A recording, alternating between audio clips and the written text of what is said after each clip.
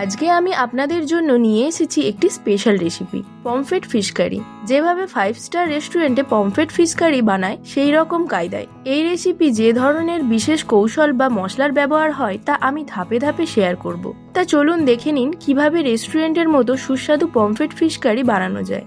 প্রথমেই আমরা নিয়ে নেব 6 পিস পমফ্রেট মাছ। এগুলিকে ভালো করে কেটে ধুয়ে নিতে হবে আর এইভাবে মাঝখান থেকে কাট লাগিয়ে নিতে হবে। মাছগুলিতে একটু লবণ ও হলুদ গুঁড়ি মাখিয়ে 10 থেকে 15 মিনিট আমি ম্যারিনেট করে রেখে দেব।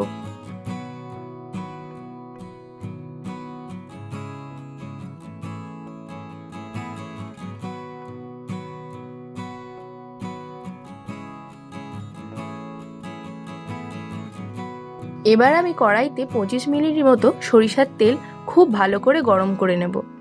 তেলটা গরম হলে একে একে পমফ্রেট মাছগুলো হালকা করে ভেজে নেব।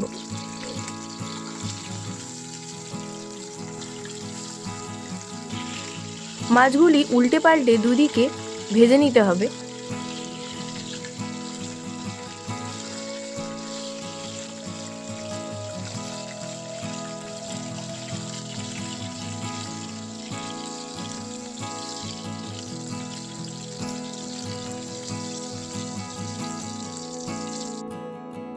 এবার ওই তেলেতেই কিছুটা কালো জিরে আর কাঁচা লঙ্কা দিয়ে দেব।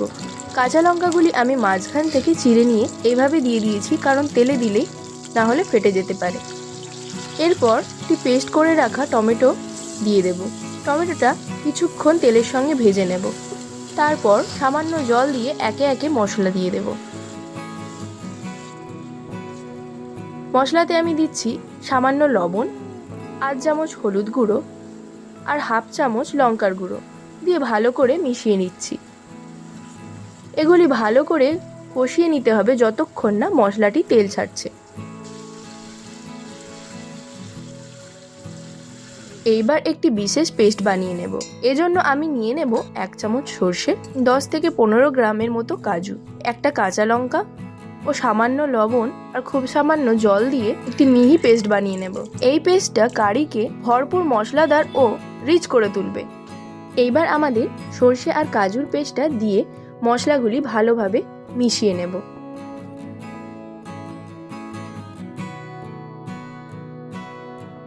মশলাগুলি যখন তেল ছাড়তে শুরু করবে তখন 1 কাপ জল দিয়ে দেব।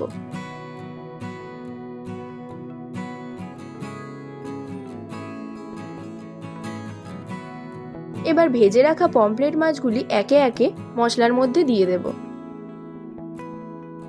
ঢাকা দিয়ে 5 থেকে 6 মিনিট রান্না করে নিলেই আমাদের মজাদার পমফ্রেট ফিশ কারি একদম রেডি। মাছ আর গ্রেভি একসাথে ভীষণ সুন্দরভাবে মিশে গিয়ে একটা অসাধারণ ফ্লেভার দেবে। তাহলে আমাদের 5 তারা হোটেলের স্টাইলের পমফ্রেট ফিশ কারি একদম রেডি। গরম গরম ভাতের সঙ্গে পরিবেশন করুন আর দেখুন আপনারা কতটা প্রশংসা পান। কমেন্টে জানাবেন কেমন লাগলো, আর অবশ্যই নতুন হয়ে থাকলে আমাদের চ্যানেলে সাবস্ক্রাইব করতে ভুলবেন না। ধন্যবাদ। আবার দেখা হবে নতুন একটি রেসিপি নিয়ে।